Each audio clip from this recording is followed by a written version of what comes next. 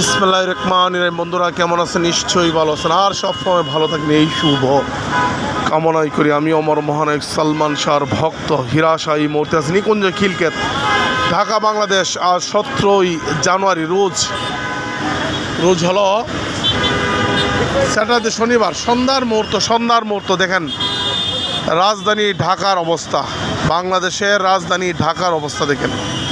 একদিক দিয়ে গাড়ি বের হচ্ছে আর একদিক দিয়ে ঢুকতেছে।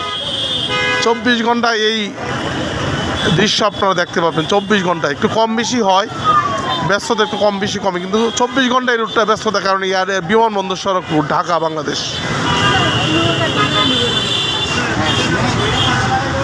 এটা ওভারব্রিজ, নিকুঞ্জ ওভারব্রিজ। ভালো থাকুন বন্ধুরা, আর আমার জন্য দোয়া করবেন। আসসালামু আলাইকুম রহমতুল্লাহ।